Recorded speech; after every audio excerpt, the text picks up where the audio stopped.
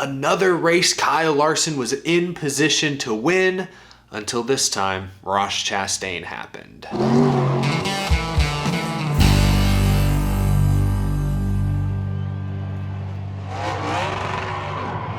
How's it going, y'all? My name is Eric. Welcome to Out of the Groove. I am hot, I am sweaty, I am smelly. Just got back from the racetrack. First and foremost, I just want to say thank you to each and every one of you who came out bright and early this morning to our meetup in the NASCAR fan experience. I did not expect 5 hours before the race for that many fans to be at the track, let alone at our meetup, talking racing, taking photos, saying hi. We had tons of podcast party bus merch and hero cards to give away, so really appreciate everyone who came out. I hope you all had a fantastic time. Once again, I also want to say a huge thank you to Live Fast Motorsports, BJ McLeod, Matt Tiff, the whole group over there for having me and many of my friends on the car this week, be a part of the team. The paint scheme absolutely popped on the racetrack today, an absolute dream come true to see black and yellow out of the groove colors riding the wall at Darlington in a NASCAR Cup Series race.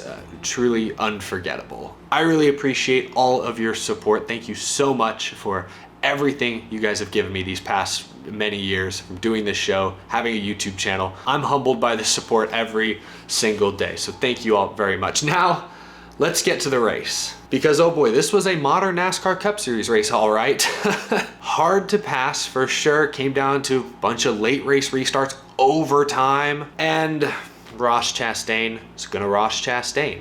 We have to start with Ross once again. Ironically, it was Kyle Larson last week on his podcast that I think said it best. Ross Chastain is fast as bleep. He's very quick. He has a ton of talent. Once again, had a car capable of winning today, led laps, raced up front. He is an incredible driving talent. I have never disputed that. I have gone out of my way to praise Ross Chastain's abilities. However, I've also been very critical of Ross Chastain's careless mistakes, and he does make more careless mistakes than the average NASCAR Cup Series driver, especially the average front runner. Not every incident is Ross Chastain's fault, but nearly every single week he's angering his competitors. And today, Kyle Larson didn't speak to the media afterwards, and I completely understand why. Let's go back to the restart today with 13 laps to go. Kyle Larson in the inside lane leads Ross Chastain on the restart. Chastain got a huge jump on that outside lane, inched ahead of Larson. Chastain accused Larson of pinching him into the outside wall on the exit of turn 2.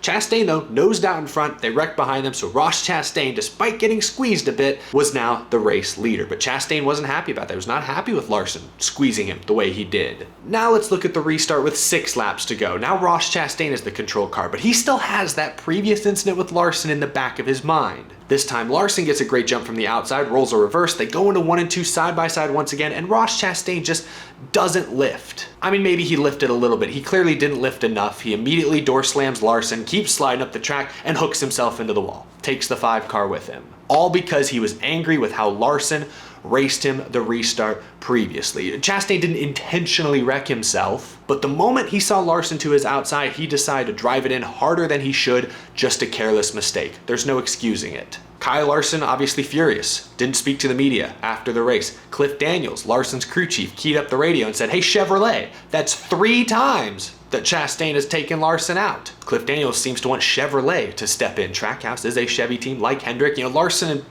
Chastain aren't teammates, but they're both pretty high in the Chevy pecking order, so Cliff Daniels clearly wants Chevy to do something, and I don't blame Cliff Daniels. Your guy's been wrecked either directly or indirectly by Ross Chastain 2 of the last 3 weeks. But honestly, maybe it is time to talk to Ross Chastain.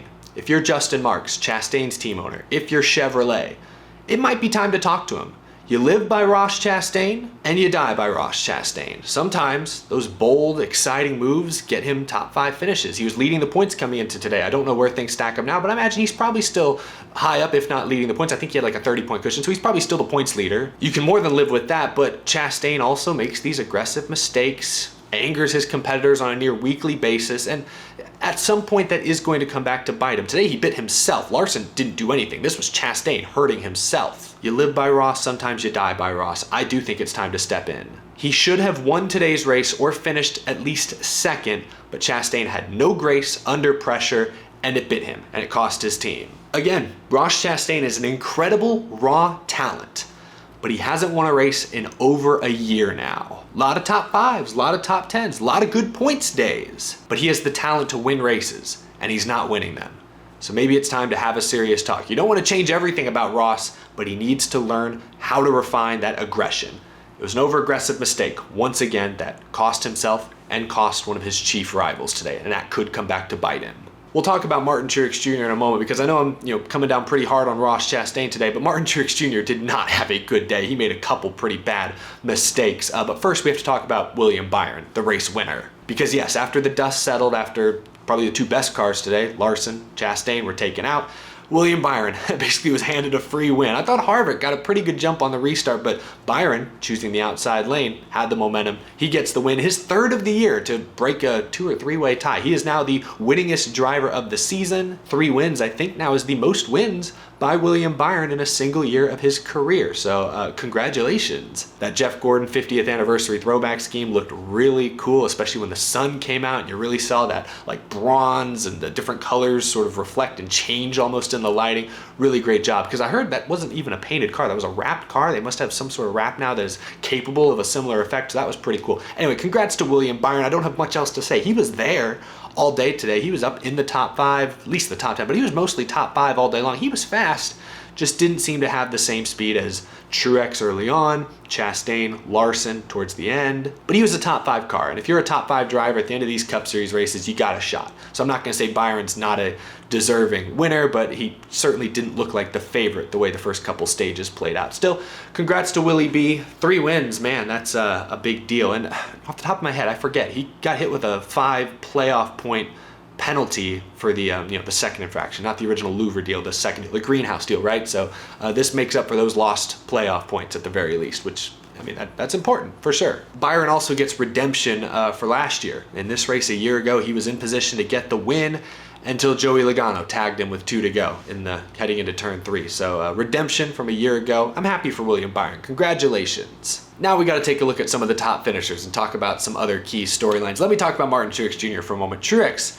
looked to be having himself a quintessential Martin Truex Jr. kind of day. The first half of this race, he led like, I don't know how many laps it was, maybe the first 80, 100 laps of this race was virtually unmatched. And the race was, all right, it was tough to pass. It looked like a typical Truex day. He dominates, racing behind him isn't all that exciting. He won stage 1 easily, but then throughout stage 2, you could see the track was changing. It was starting to rubber in, it was tightening up, and Truex for sure was complaining of being too tight. That allowed drivers like Ross Chastain to catch him. Chastain took the lead from Truex, I think on lap 155, so I don't remember, I didn't keep track, but did Truex lead like the first 150 laps of this race? It was something like that. But Chastain took the lead. Truex eventually ran him back down. At the end of stage 2, they were racing behind Daniel Suarez, Chastain's teammate, trying to stay on the lead lap. Looked like Ross going into 3 and 4 was trying to cut Suarez a break by entering low, not trying to pass him. Truex, however, was also entering low. They kind of got stacked up, and then it looked to me like Truex just overdrove the corner, slid up into Chastain. They kind of both bounced off the wall or bounced off each other.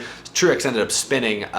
This looked to be mostly on Truex, in my opinion. It was a little weird deal, like kind of a stack up in front of him between the track house cars, but yeah, ultimately Truex, I feel like he ended up sliding way up the track. He was trying to be aggressive to go for the last lap stage win pass, and it just didn't work out for him. So I was surprised by that. Truex is usually a very clean driver, especially for a stage win. I didn't expect him to send it, but it was kind of a weird deal. Maybe he wasn't even trying to send it. It was just a stack up in front of him. He thought he saw an opening, and it just didn't work out. So Truex goes spinning. That was sort of, I guess we can maybe call that strike 1. That wasn't a great moment, but it really only cost Truex. Chastain was fine. Truex fell back a bit in stage 3, but worked his way back up into contention by the end of this race. That restart with 13 to go, the one I mentioned where Larson and Chastain sort of rubbed for the first time. Truex was in the row behind them, and he just, I don't know, got tight, just slid up the racetrack on the restart. Again, hooked himself into the outside wall, set off a huge wreck. I mean, I don't know what happened there. Did he just lose the handle? Did Truex just misjudge how hard he could drive the car? Again, I'm not used to seeing Truex make these kind of mistakes, but he kind of made them twice in the same race. And this one, this one took out a lot of cars. Not Martin Truex Jr.'s most shining moment, let's just put it that way. You don't see him here because he ended up finishing 31st. So I just want to talk about Truex a bit. Let's talk about some of the actual good finishers from this race. A bunch of late race restarts, again, guys like Truex being taken out, obviously Larson and Chastain being taken out. That shook things up. Kevin Harvick comes home second. I mean, he was decent today, top 10 at least, but second, he'll take it. Shoot, Ford will take it. Brad Keselowski was probably the best Ford today. He was consistently top 6. He comes home with the top 5, well deserved. But Ford overall today was out to lunch compared to the Hendrick and Trackhouse Chevys and at least a couple of the Gibbs Toyotas. Not all the Gibbs Toyotas though. Like Denny Hamlin, where did he come home? 12th? I think that was the best Denny Hamlin ran all day today. Hamlin, this is one of his best tracks. He was my pick to win. I did not expect this coming off a win last week. Hamlin was a no-show today, which really surprised me. Chase Elliott, throwing it back to his father Bill, comes home with a very solid top 5, one of his best races since coming back from injury. Baby steps, working his way towards that very important potential win. Bubba Wallace had a great qualifying effort, comes home top 5. Harrison Burton, I was trying to tweet from the track, but at times I had terrible internet. I looked up on lap 100 and I saw Brad Keselowski running top 5. Great, good for him. Ricky Stenhouse was running like 6th. He had a great qualifying effort as well. I was like, oh, that's great. And then I saw Harrison Burton in 10th, driving his father, Jeff Burton, throwback scheme, a scheme that Jeff won at Darlington twice in, and Harrison was looking like Jeff Burton out there. And we have not seen that from Harrison Burton like at all since he got into the Cup Series. Today was probably the most impressive race I've seen from young Harrison. For him to come home with a very solid top 10 finish, well-deserved and exciting to see. Kyle Busch had up and down moments. I think he slid through his pit box during the final stop. That cost him like a dozen positions, basically took him out of contention for the win, but he rallied to get a top 10. So Kyle Busch, gotta cut down on the pit road mistakes, my guy, or else he's not gonna be a championship contender. You can't do this in the playoffs every week. Top 10 for Justin Haley is cool. Blaney, another RFK car there. Chris Buescher gets a top 10. So, Ford snuck into the top 10 late because the Chevys and I guess the one Toyota all wrecked each other. Stenhouse still came back to finish top 15. He spun out at one point. Was it a flat tire? I don't know exactly what happened to him. Todd Gillen, 11th. That's cool as well. Christopher Bell was fast as well. Looked to have a top 5 run going until they left a wheel loose, it sounded like, and he had to pit a second time late. Cost him all his track position. You don't see him here, but Chase Briscoe came back to finish 17th. Good for him. That's what this team does. They start off terrible. He was a lap down in like 31st place early in this race, but they keep working at it, so where by the end of the race, they're at least respectable. Last year in the playoffs, they would get to where they're, hey, top 5 or top 10. This year, it feels like they're often 18th still by the end. He had that great streak of top 5s, but this is the 2nd or 3rd race in a row where Briscoe just fired off with 30th place speed. That can't keep happening. Only other shout out I'd like to give is Ryan Newman. First race in a couple of years, first time racing the next gen. Finished 28th, not very good, was involved in a couple of accidents. There was a radio communication I didn't hear, but reporter Jordan Bianchi relayed where Newman radioed that he felt like he had 3 broken ribs, and he tweeted that right after the crash that stacked a bunch of cars on the back straightaway. Newman got a piece of it. Had people wondering if, whoa, the impact of the car injured Newman his first race back. Like, whoa, that's a huge red flag. It sounded like, from what I saw reported later, that he actually radioed that separately. Like maybe it had something to do with the way he was fitted into the seat, just the loads. I'm not exactly sure, but I don't think it had to do with the impact he felt in that crash, which is something everyone's very sensitive about, and I understand why, because we had concussion issues last year, rear impacts especially. Does not sound like that played a role in this case, but I hope Newman's okay. No matter how he potentially hurt his ribs, we don't know what the official diagnosis is. That sucks. First race back and potentially hurt. I mean, that's no fun. It does make you question, why is Ryan Newman back? I like Ryan Newman. I'm happy to see him back, but why? Why is he coming back to do a handful of Rick Ware Racing races? Like, it just doesn't, I don't know. It doesn't really make sense to me. I'll just be completely honest. Those are the big shout-outs. There's some drivers got damaged in earlier wrecks. We had a couple big wrecks. Eric Jones lost, I think, a right rear tire. Did it fall off the car? I didn't have a great view of it. Caused a huge wreck on a restart. That sucks. Jones had a good run going before then, though. He's good at Darlington. We know that. I'm sure they had this race circled only for it to go south. But those were your top 10 finishers. Man, I'm losing my voice. Long day at the racetrack. Let's get this thing on the groovy gauge and get out of here. I don't know how y'all are going to feel about this one, but I'm going to go... I'm torn between like 75, 80. Okay, this is cheesy. In honor of BJ McLeod, the podcast party bus, I'm going 78% on the groovy gauge. Really hard to pass early in runs. Some of that's the next gen, some of that's just Darlington being the way it is. Long runs though, that's when comers and goers really shine. Different driving styles became apparent. Not bad racing by any means, but nothing phenomenal. The late race restarts, I didn't mind the first one. Newman spins out, it's like, yeah, that had to be a caution. 13 to go, okay, everyone pit, let's see how that shakes out. Let's do a restart. Fine, but between Truex just wiping himself out in front of everyone and then Chastain wiping himself out in front of him, all these fast cars that we kind of hyped up as the contenders for the win, all wrecked each other out in the final few restarts. And overtime, do we need every race to end with an overtime? I am getting a little tired of it. I don't know about you guys. 78% for me. I love Darlington. I think the throwback weekend is awesome. I'm looking forward to the Southern 500 later this year. This race was really good. Not as fantastic as Kansas last week in my opinion, but still a really good race. Just not necessarily going to be everyone's cup of tea. 78% for me. I didn't get to hear Carl Edwards in the TV booth. I'll have to go back and listen to him. I know Richard and Kyle Petty were up there. I think Bill Elliott was there as well. I'll have to go back and watch some of the highlights. I did get to see Carl Edwards as well as Casey Kane, Dale Jr., and Matt Kenseth do some Q&A, or not with the fans, but did like a stage appearance outside the track. It was cool to see Carl Edwards back at a NASCAR event for the first time in I don't know how long. Didn't look like he'd aged hardly a day. So that was pretty cool. But let me know what you thought of the race at home. Watching at home, if you're on the grandstands, let me know what you thought of today's, what's this race? Who's sponsored? Oh, Goodyear. I have the hat behind me. Can't believe I forgot. The Goodyear 400.